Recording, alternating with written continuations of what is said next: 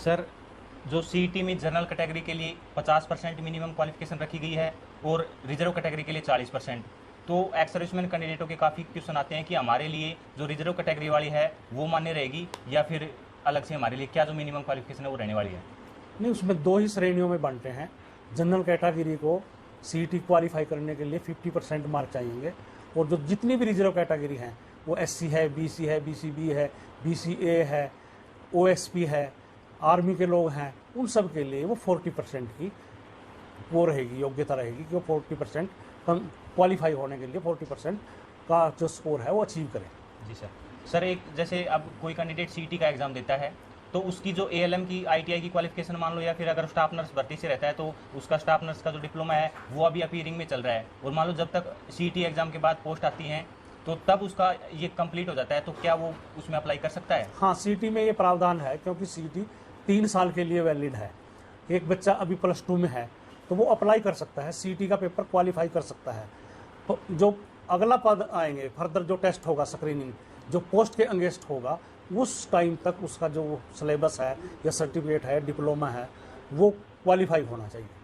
Sir, ये group C के जो 26,000 पद आए हैं, इनमें आप मोटे तौर पर कुछ बता सकते हो तो किस किस विभाग से कितनी लगभग पोस्टें हैं? वो आज सारे जो है साइट पे है, और अखबार ने भी लिखा हुआ है, सारे न्यूज़पेपरों में।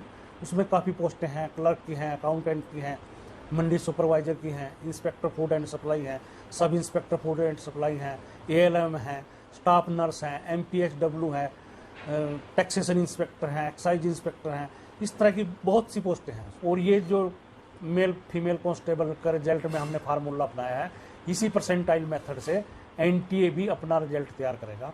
मैं बच्चों को अग्रिम सूचना ये देता हूँ कि जो नॉर्मलाइजेशन का फार्मूला है वो सीईटी पे 100% लागू होगा। जैसे सर अब बताया जा रहा है कि हरियाणा पुलिस की भर्ती है वो सीईटी के तहत होने वाली है, तो उसमें दूसरे जो पेपर के लिए ग्रुप सी की भर्ती है, दूसरे पेपर के लिए कितने गुना कैंडिडेटों को बुलाया जाएगा, या फिर जो ये 4 गुना या 5 गुना वाला जो प्रोसेस है इसी के तहत बुलाया जाएगा, क्योंकि उसमें फिजिकल भी है? देखिए, ऐसा है, जो सीईटी क्वालिफाइंग लोग हैं पुलिस को छोड़ के, उसमें हम 4 गुना बच्चों को मेन परीक्षा के लिए बुलाएंगे, जिसको हम स्क्रीनिंग टेस्ट या पोस्ट के अगेंस्ट टेस्ट कहते हैं। रही पुलिस की बात, जैसा आपने कहा कि इसमें पीएमटी पीएसटी भी है, तो इसमें हमने कुछ संख्या ज़्यादा बुलानी पड़ेगी। जो हमने अब 7 टाइम बुलाए थे, तो कम से कम 7 टाइम तो हम उसमें से बुलाएंगे। पर वो पुलिस रिक्रूटमेंट जो एक्ट है पुलिस ने, उसमें अपने अमेंडमेंट करनी पड़ेगी।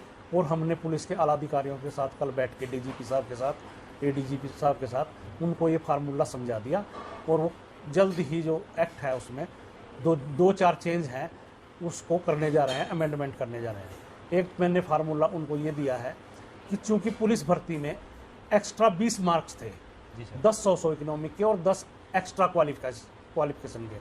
अगर कोई बच्चा 20 में से 20 ले रहा है, 17 ले रहा है, 12 ले रहा है, 15 ले रहा है, तो वो दूसरे बच्चे से बहुत ज़्यादा जंप कर देता है। तो मैंने पुलिस को सुझाव दिया है, मैंने क्या पूरे आयोग ने सुझाव दिया है कि ये जो नंबर हैं 20, ये बहुत ज़्यादा हैं, इन नंबरों को कुछ कम किया जाए। और ये जो बीए के नंबर हैं या एमए के नंबर हैं, इनको कट करके हम सिर्फ एनसीसी के नंबर दें। अगर हमने हाई क्वालिफिकेशन के नंबर देने ही हैं तो वो 2 नंबर दें, और एनसीसी के 3 देंगे। सिर्फ नंबर 5 रखें हम, और 5 सोशो इकोनॉमिक के, किसी भी उसमें ये 10 से ज़्यादा नहीं हो, क्योंकि मेरिटोरियस बच्चों को सफ़र करना पड़ता है। सर, सीईटी के बाद जैसे ग्रुप सी का जो दूसरा एग्जाम होगा वो एनटीए लेगी या एचएसएससी? नहीं, वो एचएसएससी लेगी। तो सर, उस एग्जाम में जैसे सेम ग्रेड की पोस्टें हैं, उनका एक एग्जाम हो सकता है? बिल्कुल, हम अभी ये देख रहे हैं कि कितनी पोस्टों के क्वालिफिकेशन जो क्राइटेरिया सेम है। जैसे मंडी सुपरवाइज़र हो गया, अकाउंटेंट हो गए, इंस्पेक्टर्स हो गए, हमारे कुछ असिस्टेंट मंडी सेक्रेटरी हो गए, इन सब की क्वालिफिकेशन लगभग ग्रेजुएशन है। तो हम चाहेंगे कि जिन जिन पदों की क्वालिफिकेशन ग्रेजुएशन है उनका एक कॉमन टेस्ट हो जाए, जिनकी +2 है उनका अलग हो जाए, टेक्निकल पोस्टों का अलग हो जाए, ताकि मैक्सिमम लोगों को लाभ मिले। और हम उनसे प्रेफरेंस बढ़वा लें कि तू इंस्पेक्टर लगना चाहता है, क्या लगना चाहता है, तो अगर वो उसकी प्रेफरेंस और मेरिट में है, आ रहा है, तो उसको पहले वो पोस्ट मिल जाए, दूसरी, तीसरी, चौथी, 5वीं सारी चॉइस हो उस पर, ज़्यादा से ज़्यादा लोग लग जाएँ। ये ना हो कि हम पोस्ट के लिए टेस्ट लेते रहें और बार बार वही बच्चे सेलेक्ट हों या एग्ज़ाम देने के लिए वही आएँ। सर, एक सीईटी में जो मिनिमम क्वालिफिकेशन रख दी गई है, फिर भी 3-4 गुना बच्चों को ही बुलाया जा रहा है, तो युवाओं के ये भी सुझाव हैं या उनके जो क्वेश्चन हैं कि सर मिनिमम क्वालिफिकेशन आप बढ़ा सकते हैं, चाहे 50 की 60% कर दीजिए, लेकिन मिनिमम क्वालिफिकेशन जो क्लियर करता है उन बच्चों को ही बुला लिया जाए तो अच्छा रहेगा। देखिए सीईटी का जो प्रारूप है, जो ड्राफ्ट है, वो हरियाणा सरकार ने तैयार किया है।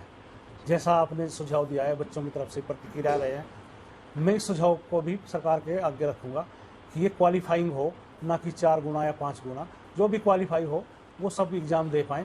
ये सुझाव मैं सरकार के पास रखूँगा और सरकार क्या वो लेती है वो उसके ऊपर है। सर हरियाणा पुलिस की जो नई भर्ती है उसमें लगभग कितने पदों पर ये भर्ती आ सकती है, और क्या एसआई की भर्ती भी आने वाली है? कल तक जो हमारे पास पुलिस विभाग ने डिमांड भेजी है, जिसका आज एडवर्टाइजमेंट हुआ है अखबार में भी, हमारी साइट पे भी, उसमें 5000 मेल कांस्टेबल और 1000 जो है फीमेल कांस्टेबल की मांग हमारे पास पुलिस की तरफ से आई है। एसआई या एसआई जो है, जो एएसआई है, उसकी डिमांड हमारे पास अभी तक नहीं आई।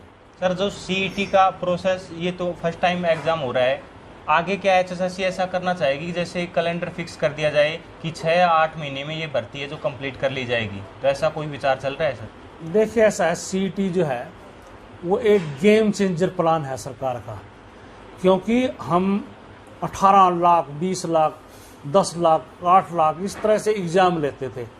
अब हम सीईटी का पेपर लेंगे एक बार साल में, और जो अगली पोस्ट के लिए स्क्रीनिंग टेस्ट लेंगे उसमें हमारे पास शॉर्ट लिस्टेड बच्चे होंगे, 5000, 10,000 इस तरह के, किसी 1-2 ज़िले में हैं, हम उनका एग्ज़ाम करवा सकते हैं।